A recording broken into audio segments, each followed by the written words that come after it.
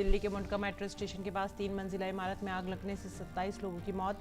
राहत और बचाव का काम जारी, जख्मियों का चल रहा है इलाज। इमारत के दोनों मालिक हिरासत में।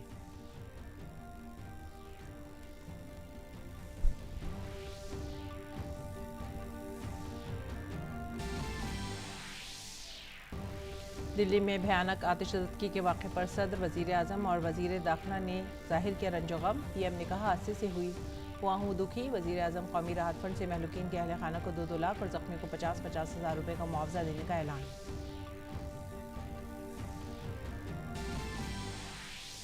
मरकजी वजीर दाखिला अमित शाह आज हैदराबाद में कौमी साइबर साइंस तजर्बागाह का करेंगे इफ्तिताह। अमित शाह हैदराबाद में प्रजा संग्राम यात्रा के दूसरे मरहले के इख्तितामी मौके पर एक अवामी रैली से भी करेंगे खिताब।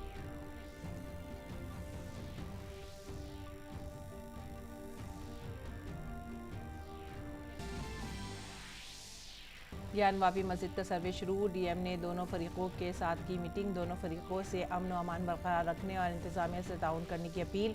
सर्वे पर रोक लगाने की मांग वाली अर्जी पर सुप्रीम कोर्ट ने फौरी सुनवाई से किया इनकार।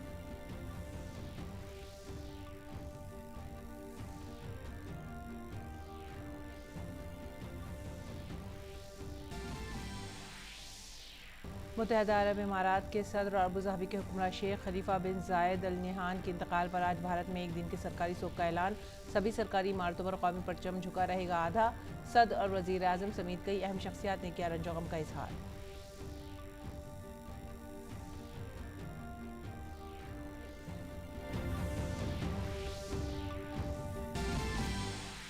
खेलों में भारत ने 73 साल में पहली बार थॉमस कप के फाइनल में पहुंचकर रकम की तारीख। दिलचस्प सेमीफाइनल मुकाबले में डेनमार्क को 3-2 से दी शिकस्त। एच.एस. प्रणॉय ने जीता फैसला कुन मैच।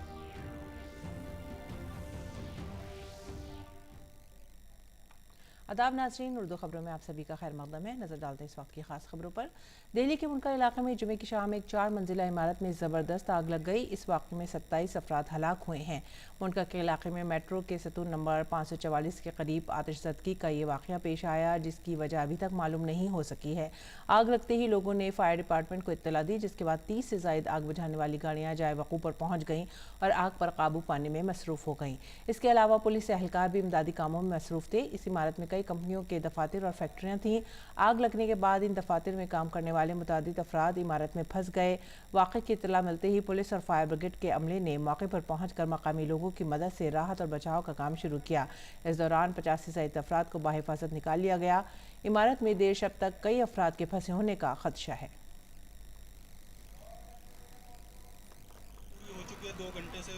उसके बाद से हम सर्चिंग कर रहे हैं, क्योंकि लोगों ने बताया कि शायद काफ़ी लोग के अंदर, तो अभी ज़्यादा जो एम्फेसिस है वो सर्चिंग के ऊपर। ये सीसीटीवी का गोडाउन था और उसी का ऑफिस था। घटना थी कि यहाँ पे आग लगी है एक बिल्डिंग में, और वहाँ पे फिर हमारी पुलिस फोर्स आई और फायर ब्रिगेड आई, और यहाँ पे हमने फिर रेस्क्यू मिशन किया। यहाँ पे लोग फंसे हुए थे और फाइनली 27 जो है अनआइडेंटिफाइड डेथ हुई है इसमें, और तो अबाउट 12 लोग इंजर्ड हैं। प्लस हमारी पुलिस फोर्स ने आके शीशा तोड़ा और 50 से 55 लोगों को रेस्क्यू किया। कुछ लोग इंजर्ड भी थे, उनको भी रेस्क्यू किया, तो वो सब हॉस्पिटल में हैं और ये काफ़ी ट्रेजिक घटना हुई है। सदर जमहूरिया रामनाथ कोविंद ने नई दिल्ली में आतिशबाजी के वाक़े पर दुख का इजहार किया है। उन्होंने अपने ट्वीट पैगाम में कहा, दिल्ली में मुनका मेट्रो स्टेशन के करीब एक इमारत में हुई भयानक आतिशबाजी से दुखी हूँ। सुगवार कुंभों के तई मेरी हमदर्दियाँ। मैं जख्मियों की जल्द सेहतयाबी के लिए दुआ गो हूँ। और वज़ीर आज़म नरेंद्र मोदी ने आतिशबाजी के वाक़े पर अफसोस का इजहार करते हुए कहा, दिल्ली में भयानक आतिशबाजी की वजह से लोगों की हलाकत पर बेहद दुखी हूँ। मेरी हमदर्दियाँ सुगवार ख़ानदानों के साथ हैं। मैं ज़ख्मियों की जल्द सेहतयाबी के लिए दुआ करता हूँ। मरकजी वज़ीर दाखिला अमित शाह ने आतिशबाजी के वाक़े पर दुख का इजहार किया है। उन्होंने ट्वीट करते हुए कहा, दिल्ली के मुनका में आतिशबाजी के वाक़े पर बेइंतहा दुखी हूँ। मैं मुतालिका आला हुक्काम से मुसलसल राब्ते में हूँ। इंतज़ामिया राहत और बचाव के काम में मसरूफ़ है। NDRF भी जल्द वहाँ पहुँच रही है। मुतासरीन को वहाँ से निकालना और ज़ख्मियों को फौरी इलाज मुहैया कराना हमारी अव्वलीन तरजीह है। वज़ीर आज़म के दफ्तर ने ट्वीट करते हुए जानकारी दी कि वज़ीर आज़म कौमी राहत फंड से महलूकीन के लवाहिकीन को 2-2 लाख रुपये और ज़ख्मियों को 50,000 रुपये की माली मदद दी जाएगी।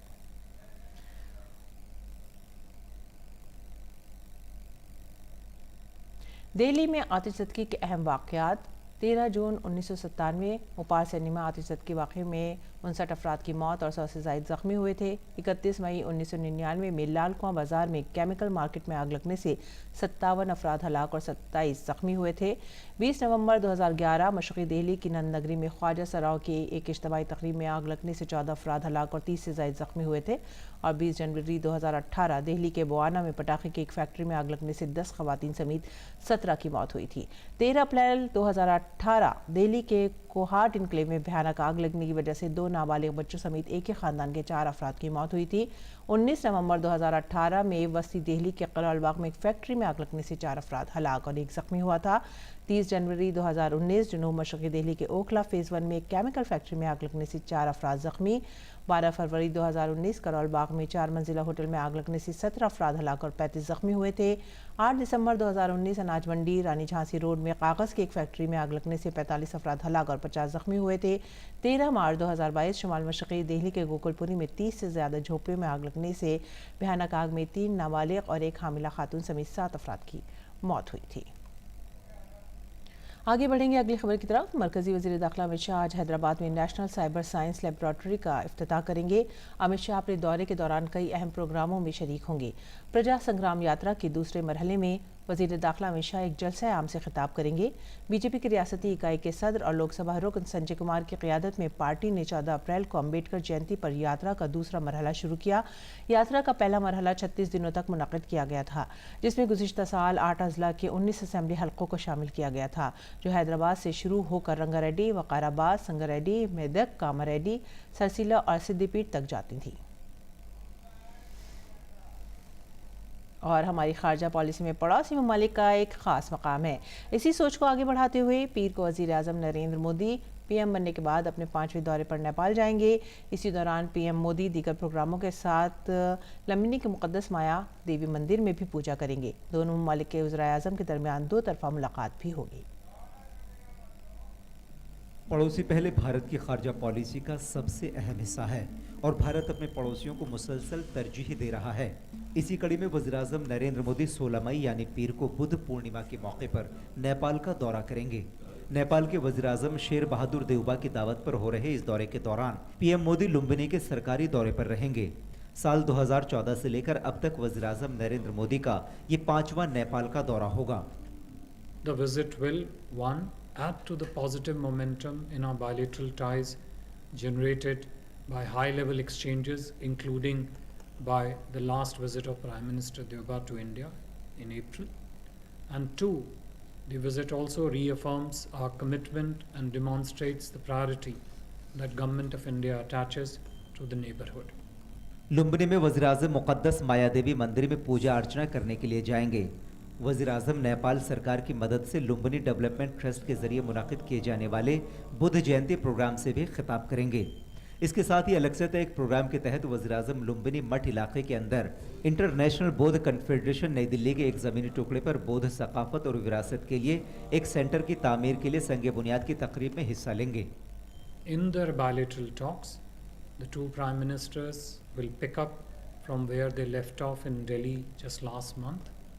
The two leaders will build on their productive conversations in Delhi with a view to further expanding our shared understanding and cooperation in multiple areas, including in hydropower development, partnership and connectivity. वज़ीर-ए-आज़म नरेंद्र मोदी का यह दौरा भारत और नेपाल के बीच मुस्तकिल आला सतही तबादले की रिवायत को जारी रखेगा। यह दौरा दोनों मुल्कों के लोगों की मुश्तरका सकाफत की विरासत की निशानदही करता है। Bureau report, DD news Urdu खबरें। सदर रामनाथ कोविंद कैरेबियाई मुल्कों के दौरे पर रवाना होंगे। सदर जमहूरिया 15 मई से 21 मई 2022 तक जमैका, सेंट विंसेंट और ग्रेनेडाइज के सरकारी दौरे पर रहेंगे। किसी भारतीय सदर जमहूरिया का इन कैरेबियाई ममालिक का ये पहला दौरा है। सदर जमहूरिया 15 मई से 18 मई तक जमैका में होंगे। सदर कोविंद जमैका के governor general sir Patrick Allen के साथ वफ़द सतह पर बातचीत करेंगे। रामनाथ कोविंद जमैका के वज़ीर आज़म एंड्रियो हॉलिन्स और दीगर मुअज़्ज़ज़ीन से भी मुलाकात करेंगे। सदर कोविंद जमैका पार्लियामेंट के दोनों ऐवानों के मुश्तरका इजलास से भी खिताब करेंगे। जमैका और भारत के दोस्ताना ताल्लुकात हैं। सदर जमहूरिया का ये दौरा भारत और जमैका के दरमियान सिफारती ताल्लुकात के क़याम की 60वीं सालगिरह के मौके पर हो रहा है। सदर कोविंद 18 मई से 21 मई तक सेंट विंसेंट और ग्रेनेडाइज का भी दौरा करेंगे। इस दौरान रामनाथ कोविंद सेंट विंसेंट और ग्रेनेडाइज के गवर्नर जनरल सूसन डुगन के साथ बातचीत करेंगे। सदर सेंट विंसेंट और ग्रेनेडाइज के वज़ीर आज़म डॉक्टर राल्फ गोंसाल्विस समेत दीगर मुअज़्ज़ज़ीन से भी मुलाकात करेंगे। सदर कोविंद असेंबली से भी खिताब करेंगे।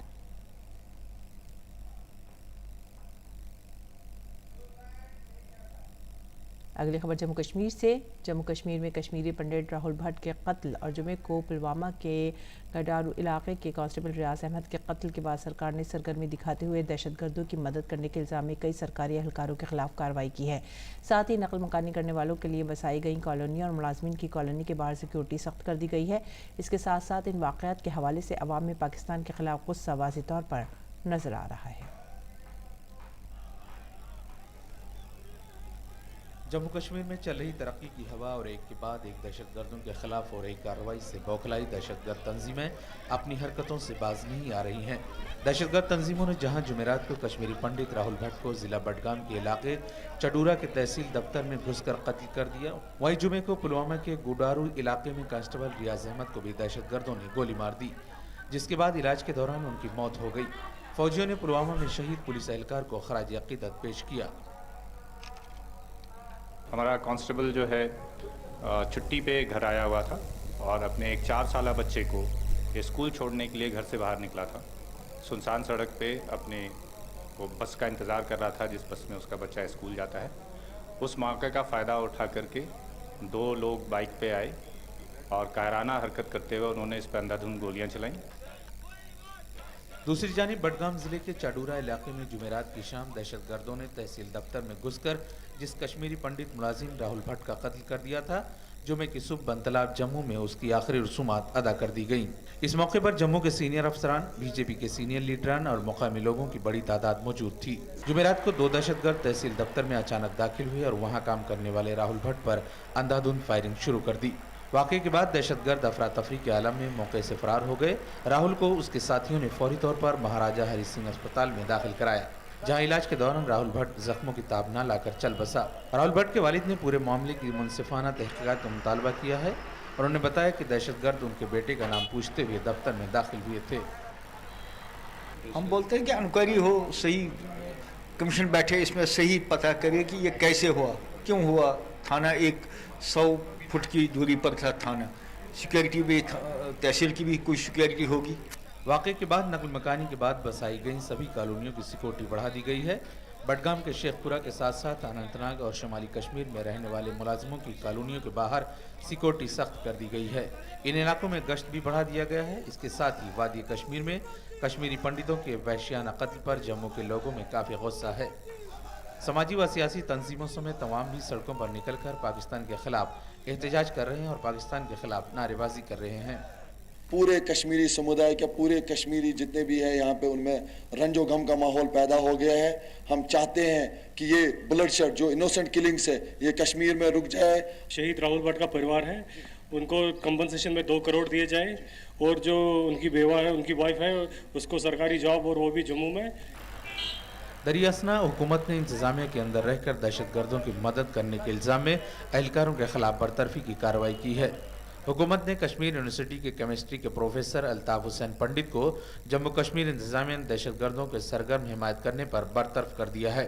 दीगर 2 स्कूल एजुकेशन डिपार्टमेंट के उस्ताद मोहम्मद मकबूल हजम और जम्मू कश्मीर पुलिस कांस्टेबल गुलाम रसूल हैं। इन एहलकारों पर कार्रवाई इंतजामिया के अंदर दहशतगर्दाना अनासिर का पता लगाने और उन्हें कम करने की सरकारी कोशिशों का हिस्सा है, जो पिछली हुकूमतों में किसी तरह इंतजामिया के अंदर दाखिल होने में कामयाब रहे।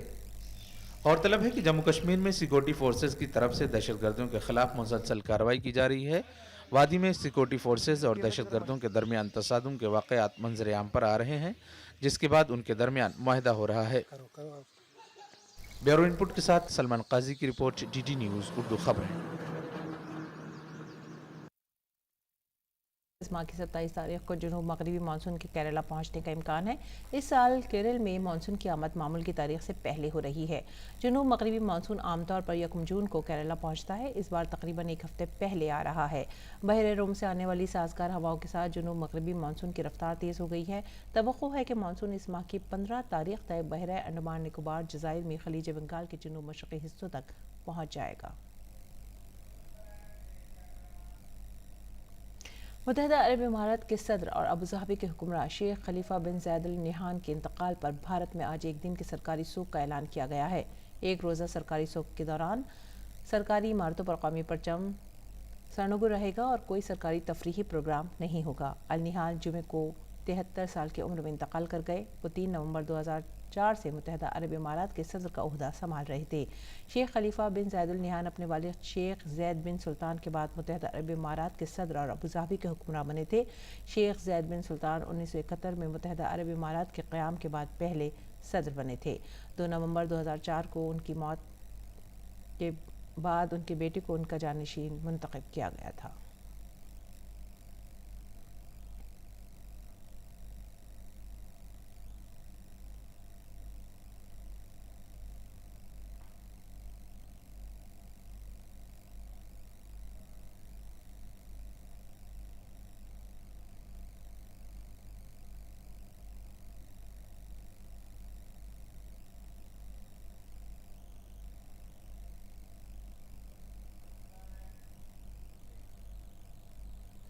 खेल की खबरों में भारतीय मर्दों की बैडमिंटन टीम ने थॉमस कप के फाइनल मुकाबले में जगह बनाकर तारीख कम की है। भारत एक दिलचस्प सेमीफाइनल में डेनमार्क को 3-2 से शिकस्त देने में कामयाब रहा है। सेमीफाइनल में पहले 4 मैचों के बाद दोनों टीमें 2-2 गोल से बराबरी पर रही थीं। फाइनल और फैसलाकुन मैच में भारत के HS प्रणॉय का मुकाबला डेनमार्क के रास्मस केमेके से हुआ था। प्रणॉय ने ये मैच 13-21, 21-9, 21-12 से 1 घंटे 13 मिनट में जीतकर भारत को फाइनल में पहुंचाया। भारत की तरफ से प्रणॉय के अलावा सिंगल्स में गौतमी श्रीकांत और डबल्स में सात्विक साईराज और चिराग शेट्टी ने जीत हासिल की। हालांकि लक्ष्य सेन को आलमी चैंपियन विक्टर एक्सेलेसन के हाथ शिकस्त का सामना करना पड़ा।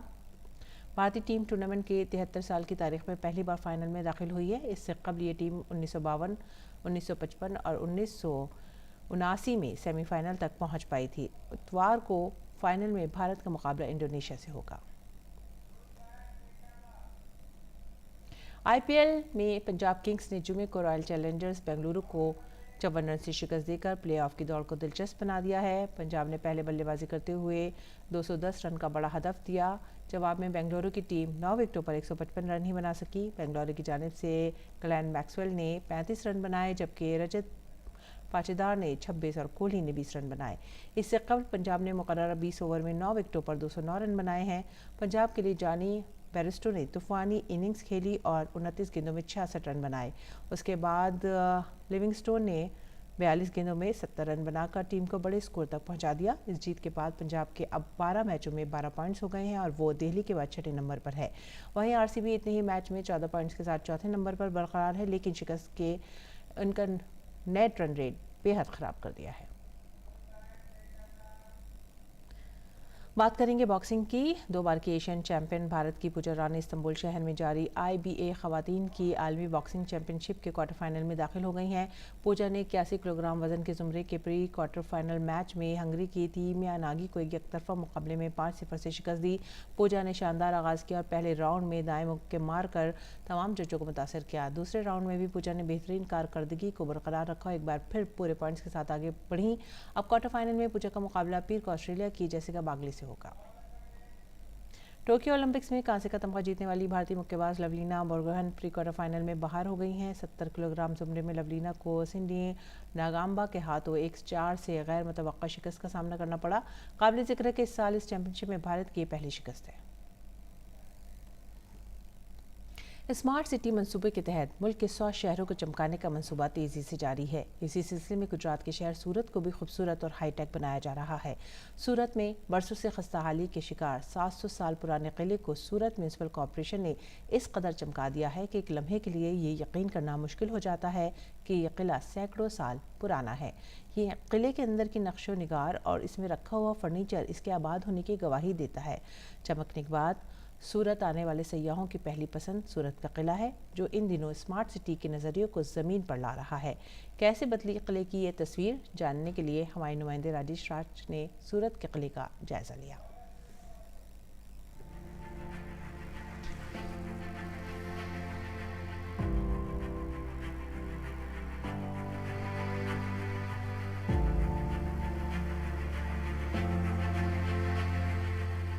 सूरत का किला जो 700 साल पुराना है, उसी म्यूज़ियम में अभी हम खड़े हैं और आपको ये दिखाने की कोशिश कर रहे हैं कि 700 साल ये पुराना किला कैसे जीवंत हो उठा, कैसे जीर्ण शीर्ण अवस्था से निकलकर अनेक चुनौतियों को पार करते हुए, अनेक चुनौतियों से जूझते हुए यह किला आम लोगों के लिए कैसे दर्शनीय बन चुका है और ये क्या था, क्या हो गया और अभी क्या इसकी स्थिति है, इस पर हम बातचीत करेंगे। मैं डॉक्टर विस्मय रावल, मैं यहाँ पे क्यूरेटर हूँ। हमने जब जीर्णोद्धार स्टार्ट किया तब हम जो अवेलेबल फैक्ट्स थे उसके हिसाब से 1540 में किला बनना स्टार्ट हुआ था। 1546 में वो किला बन के तैयार हो गया था।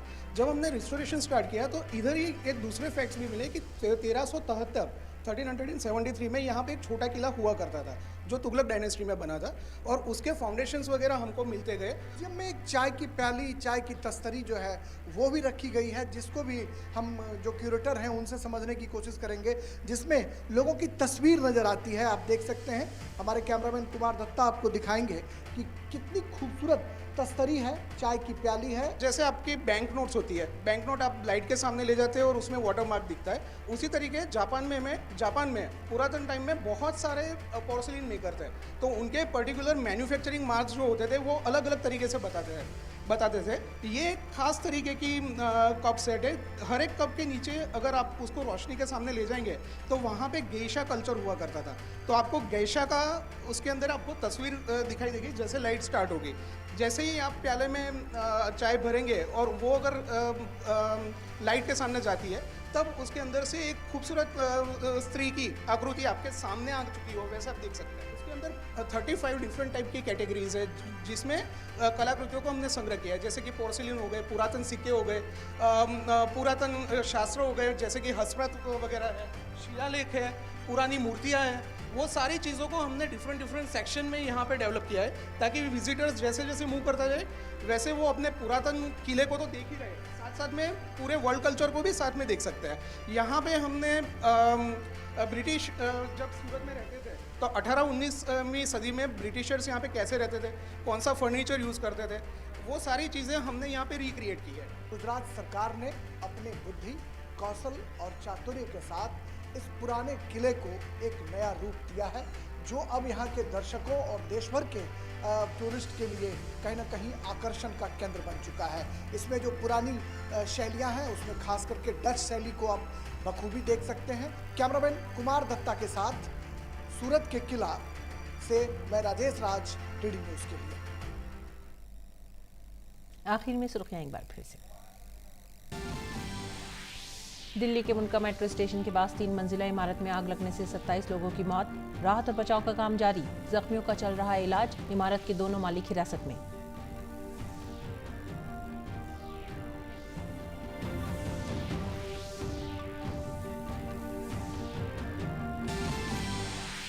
दिल्ली में भयानक आतिशबाजी के वाक़े पर सदर, वज़ीर आज़म और वज़ीर दाखिला ने जाहिर किया रंजो गम। पीएम ने कहा हादसे से हूँ दुखी। वज़ीर आज़म कौमी राहत फंड से महलूकीन के अहल खाना को 2-2 लाख और ज़ख्मियों को 50-50 हज़ार रुपये का मुआवजा देने का ऐलान।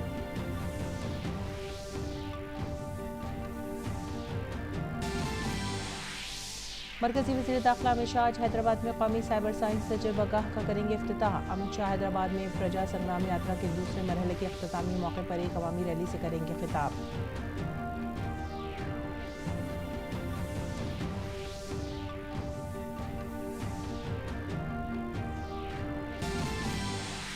ज्ञान वापी मस्जिद का सर्वे शुरू। डीएम ने दोनों फरीकों के साथ की मीटिंग। दोनों फरीकों से अमन व अमान बरकरार रखने और इंतजामिया से ताउन करने की अपील। सर्वे पर रोक लगाने की मांग वाली अर्जी पर सुप्रीम कोर्ट ने फौरी सुनवाई से किया इनकार।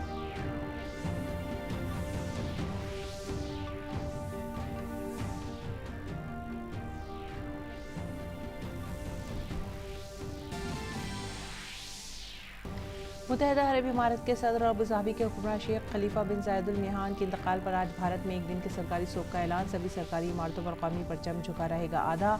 सदर और वज़ीर आज़म समेत कई अहम शख्सियात ने किया रंजो गम का इजहार।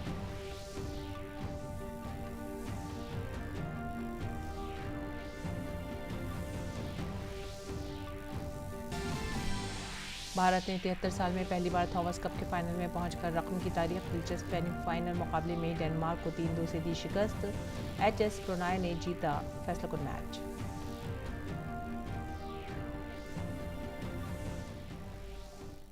इसी के साथ ही वक्त हो गया आप सभी से विदा लेने का। आप हमारी पूरी टीम को दीजिए इजाज़त। आदाब।